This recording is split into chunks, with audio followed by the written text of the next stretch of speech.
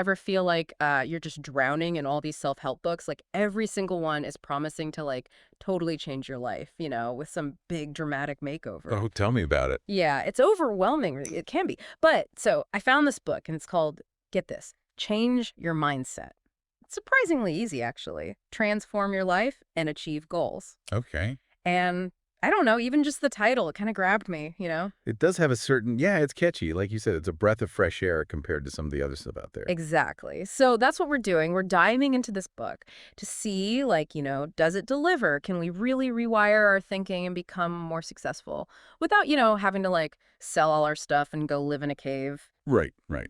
And for anyone listening who is already doing mindset work, we're going to be really digging into what makes this book different.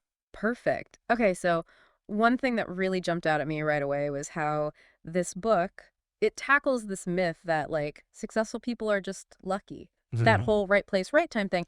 This author, she's not buying it. Yeah, she really dismantles that idea. Hmm. The book argues that being successful is really tied to this one shift in your mindset. Oh, interesting. It's about recognizing that your thoughts are not just these passing things.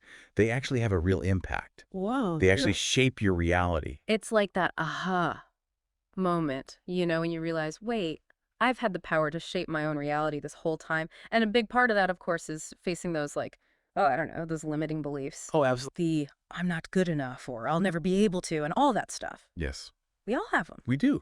We all have them. Yeah. And it's so easy to let them just kind of take over.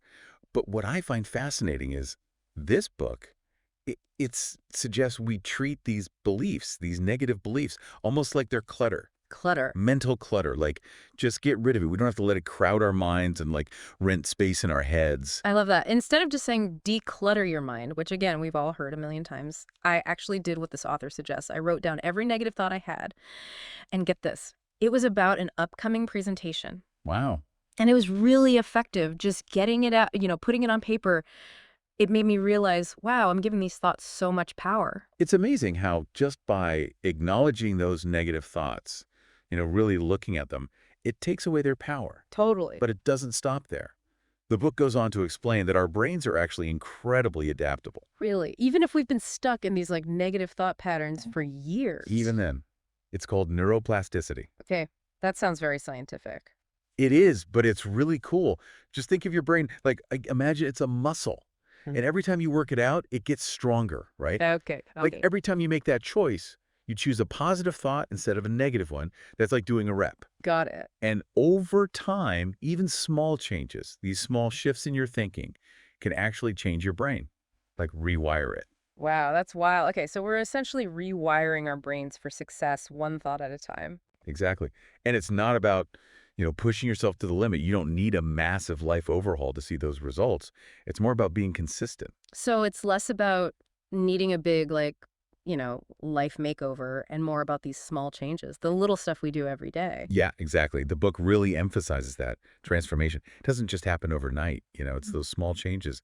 But you got to be consistent. Those little shifts in how we think. That's what really makes the difference. Which actually, that makes me think of one of my favorite parts, the mindset hacks. I love that part. They're like, what, little brain tricks? Yeah, kind of like shortcuts, to help rewire Yeah. your thinking. Right. I love it. Okay, so tell me more about these mindset hacks. Which one really stood out to you? Well, one I've been using a lot myself is called the reframe hack. It's pretty straightforward, actually. Hmm. So let's say you're having those negative thoughts, the ones they just pop into your head. Oh, yeah, all the time. Right.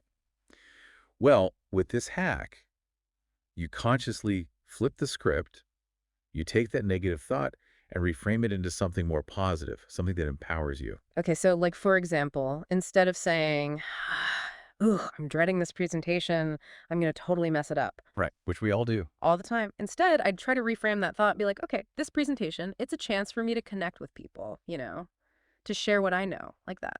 That's a So, great example. Exactly. Because you're not trying to pretend you're not nervous, right? It's more about you're just shifting that focus, taking it away from, the fear and the doubt. And instead, you're thinking about what's possible. Sure. It's the growth mindset.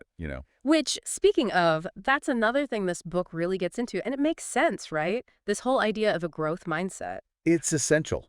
And there's a reason it gets so much attention because having a growth mindset, believing that you can learn new things and get better, it's huge. It's how we embrace those challenges and actually achieve our goals. It's like when you believe that you can grow, it's like those setbacks, they stop feeling like failures, you know? And they become more like, oh, okay, it's an opportunity to learn something here. Exactly. And this really resonated with me. The book talks about how even the most successful people, I mean, they've all had But setbacks. for sure. But what sets those people apart, they don't let it stop them. They take those setbacks and they see them as, a stepping stone, an opportunity to learn and actually use that experience to grow. Which is so true. It's about having that resilience, that ability to get back up, even when things are tough, right? Totally. Hmm. But let's be honest, it's definitely easier said than done Hmm. because those negative thoughts, ooh, they like to stick around. Tell me about it. It's like they just keep coming back. Exactly. So we all get those persistent negative thoughts. Hmm. They just pop up. But what's important, and the book stresses this, is that we become aware of those thoughts. Don't just let them hang out. And then, this is key, we consciously choose to challenge those thoughts, like reframe them, like we were talking about. The book actually calls this a mindset detox. Mindset detox. I like that. It's like hitting the reset button. So we're not just sitting around waiting for those negative thoughts to appear. We're actively looking for them, and then boom, we reframe them right then and there. But okay, so that's our own thoughts. What about all that other stuff? The stuff outside of ourselves. That's got to have some kind of impact on our mindset too, right? Absolutely. You hit the nail on the head there. I mean, think about it. The people we hang out with, the people we're closest to, they have a huge impact on us, on our energy, how we see the world, everything. It's like this, I don't know if you've felt this, but Oh, yeah, definitely. you spend time with someone who's always negative, always complaining, and you just start to feel it too. You start feeling down. But when you're around people who are positive, who support you, it's like it's contagious, right? Totally. You can't help but feel more upbeat, more optimistic when you're around those kinds of people. And that's actually something the book talks about. They call it mindset spillover. Mindset spillover. Okay, Yeah, I like that. It makes sense, right? Their energy, it's like it spills over into our own lives. exactly. I mean, we've all been there, right? I Yeah. know I have. Spend an hour with someone who's just bringing you down, and you walk away feeling drained.